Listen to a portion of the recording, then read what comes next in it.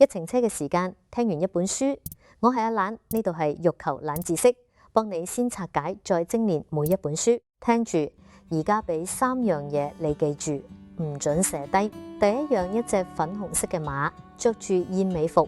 第二樣，一個粉紅色嘅早餐碗喺廚房台面度打緊轉。第三樣，一個主教喺月球上面跳緊舞。就係咁多，夠鐘我會問翻你。你而家可能覺得呢3樣嘢好無厘頭，但如果10幾分鐘之後你仲記得晒，咁我哋今日就證明咗一件事，唔係你記性差，係你平時要記嗰啲嘢冇勾。你諗下，一件嘢想掛得住，一定要有個勾，冇勾你點按住佢都好，一鬆手就跌落地。人哋個名頭先講過嗰3件事，一個日期。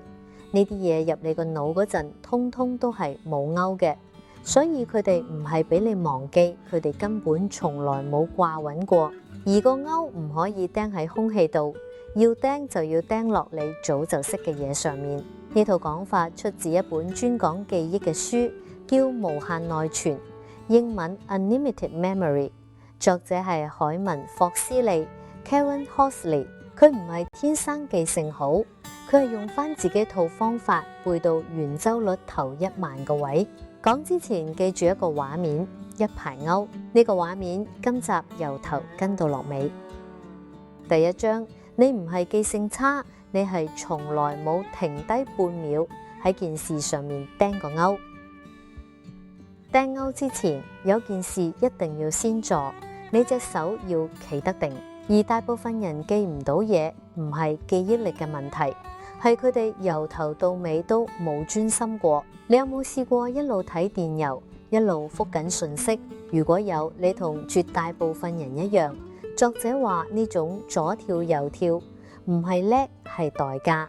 研究話同時做幾件事，你嘅反應會慢一半，做錯嘅機會亦都會多一半。慢一半聽落好抽象。咁換個場面，一個人揸緊車，同時講緊電話，前面有嘢，佢遲咗嗰一下先踩掣。喺高速上面呢一下就係架車多衝咗一段先至停得到，所以第一步好悶，但避唔到一次做一件。跟住第二步係俾自己一個理由。作者用3個字去講：目的、興趣、好奇。目的即係你為咩要記住呢樣嘢？你去學寫程式唔係為咗學程式，可能係想幫屋企整個網站。你一日答唔出為咩，你個腦就一日當呢件事係垃圾郵件。興趣同好奇就更加簡單，問自己2條問題：呢樣嘢同我而家嘅生活有咩關係？我聽日返到公司用唔用得着？問完呢2條，你就唔係喺度死記，你係喺度揀位擺佢。因為記憶唔係死背，死背係將啲嘢擺喺地下，然後祈求佢哋唔好散。記憶係揀個位掛起佢。咁好啦，考你。頭先我叫你記嗰3樣嘢係咩嚟？唔記得都唔緊要，記住呢種感覺，因為下一章之後呢種感覺會唔同咗。第2章，個勾越古怪，掛得越穩。落感官。誇張再叫佢屈。而家講點樣整一個掛得穩嘅勾？答案好違反直覺，個勾越古怪，掛得越穩，因為你個腦唔會為咗一啲平平無奇嘅嘢浪費地方。你今個星期食過幾多餐飯？你答唔出，但係有一餐特別難食，你到今日都仲記得。作者將呢件事變成一套做法，3步。第一步，落感官，你要記馬呢個字，唔好淨係諗個字，摸下佢身上啲毛，聞下佢嗰陣味，聽下佢隻蹄落地嗰下，5個感官落齊，你記嘅就唔再係一個字，係一件發生過嘅事。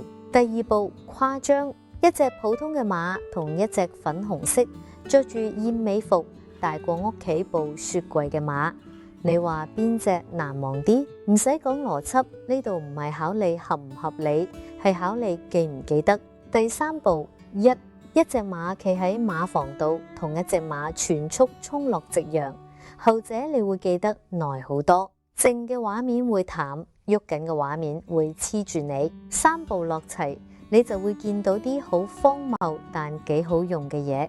譬如你學西班牙文，雞嗰個字讀落似菠蘿，你就想象自己騎住一隻好大隻嘅雞喺度打馬球。又譬如你要記澳洲首都坎培拉，你可以擺一隻袋鼠喺度，大啖大啖咁食緊漿果。一隻袋鼠坐喺個首都度食漿果，你唔會記唔到。第3章，你一早已經有一幅現成嘅牆，你自己屋企有咗鈎，仲要有幅牆，因為記憶唔怕多，最怕散。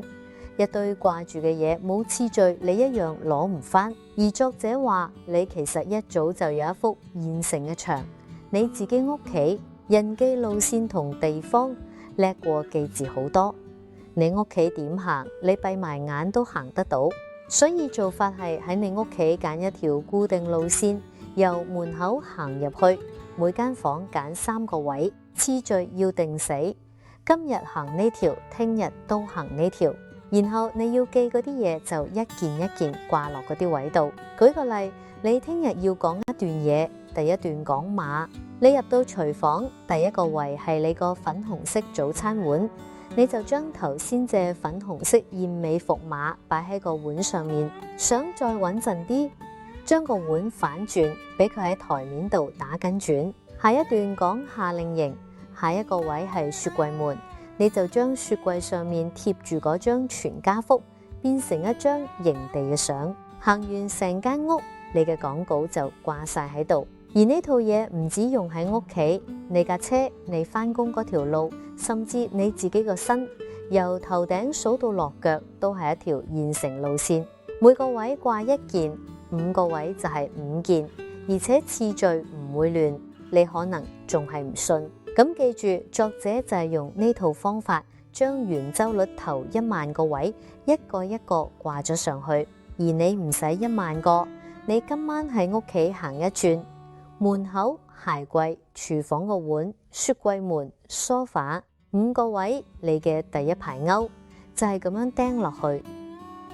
第4章，數字冇樣冇聲，所以先變成聲，再變成一個屈緊嘅畫面。最難掛嘅嘢係數字，因為數字冇樣冇味冇聲，你冇嘢可以摸得到。作者嘅解決方法係先將數字變成聲，再將聲變成畫面，即係幫個數字整個掛得住嘅鈎。每個數字都配1-2個發音，零配 C 呢類聲。你想象一個碌流緊氣，嘶嘶聲。而且零本身就似個碌，六配支同石嗰類聲。有啲數字仲可以睇個樣，3打橫反轉就變成一個山字。記住咗一套聲之後，第2步將個數字寫成字。譬如你要記人類第一次登月嗰年1969，最值得記嘅日子多數都喺呢1000年入面，所以頭嗰個1你唔使記，剩翻969 969。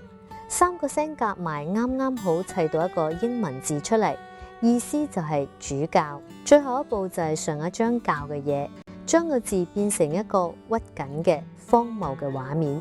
一個主教喺月球表面同太空人跳緊舞。由呢刻開始，你要記嘅唔再係4個數字，你要記嘅係一個畫面。而畫面呢樣嘢，你一世都掉唔甩。呢套嘢用落電話號碼、樓層、門牌、密碼提示全部一樣。你唔需要天生對數字敏感，你需要嘅係一個翻譯機，將啲冇勾嘅數字翻譯成掛得住嘅畫面。1969，主教喺月球跳緊舞。第5章，啲勾會鬆，唔係日日扯，係越隔越耐咁扯翻一扯。最後一章講一件最尷尬嘅事，記人哋個名。你同一個人見過2-3次，傾過幾分鐘偈，但你就係叫唔出佢個名，跟住你就開始耍花招，兜個圈，引佢自我介紹，扮介紹朋友俾佢認識，等佢自己講。作者話呢件事有得救，4步。第1步，聽真佢。人哋講個名嗰陣，你多數喺度諗緊自己等陣講咩？聽到之後大聲讀翻一次，唔清楚就直接問點串。第二步，整個畫面，將個名拆開，拆到有樣嘢你捉得住為止。作者自己姓霍斯利，佢話你可以想象一隻馬同李小龍喺度打交。第三步，掛落佢塊面度，揀佢塊面上面最跳出嚟嗰樣嘢，將個畫面掛喺嗰度，同時叫珍妮斯，對眼好淺色，你就想象有冰柱由佢對眼度飛出嚟。咁如果撞名呢，兩個同事都叫志偉，咁你就將兩個人擺埋一齊，兩個頭生喺同一個身上，喺度傾緊今日邊個着得靚啲。第四步亦係最少人做，用見面嗰陣叫一次，走嗰陣再叫一次。一個名你用得越多，佢就掛得越實。講完人名，講最後一件事，亦係全書最容易俾人跳過嗰件，啲鈎會鬆。作者做過統計，一個人畢咗業2年之後，12年學到嘅嘢，剩翻大約3個星期嘅份量。唔係你蠢，係冇人翻去扯一扯條鈎，而扯嘅方法唔係日日扯，係越隔越耐咁扯。學完一樣新嘢，第2日翻去睇一次，3日之後再一次，7日之後再一次，之後隔2個月、3個月各一次，第2日、3日、7日、2個月、3個月。總結，由頭到尾呢本書想同你講嘅係一件事，你唔係記性差，你係啲嘢冇鈎。一件嘢想掛得住就要有個鈎，而個鈎唔可以釘喺空氣度，要釘落你早就識嘅嘢上面。第一步係企定，同時做幾件事，反應慢一半，做錯多一半，所以一次做一件，然後俾自己一個理由、目的、興趣、好奇，答唔出為咩要記，你個腦就當佢係垃圾郵件。第二步係整個掛得穩嘅鈎，落感官、誇張，再叫個畫面喐起身，越荒謬越黐得實。所以一隻大隻雞可以幫你記西班牙文，一隻食緊漿果嘅袋鼠可以幫你記澳洲首都。第三步係揀幅牆，你屋企就係現成嘅路線，由門口行入去，每間房揀3個位，次序定死，一個位掛一件。作者就係咁樣掛起圓周率頭1萬個位。第四步係數字，數字冇樣冇聲，就將佢變成聲，再變成畫面。969砌成主教，主教喺月球同太空人跳舞。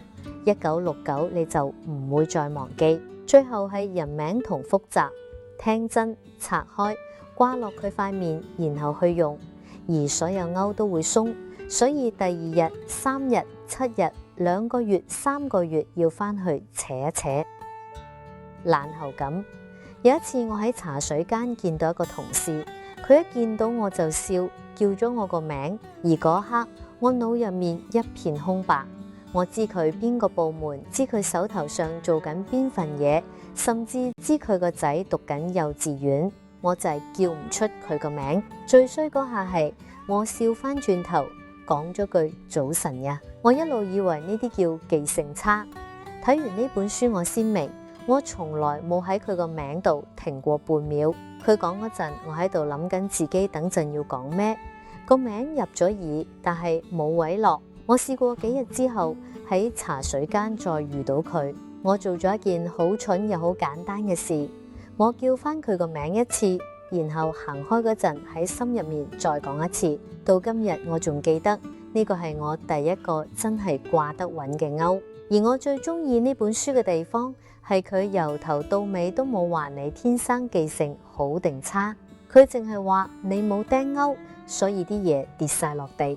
對啦，頭先開場嗰3樣嘢，一隻粉紅色燕尾服馬，一個打緊轉嘅粉紅色早餐碗，一個喺月球跳舞嘅主教。你仲記得幾多樣？你哋仲想睇邊本書？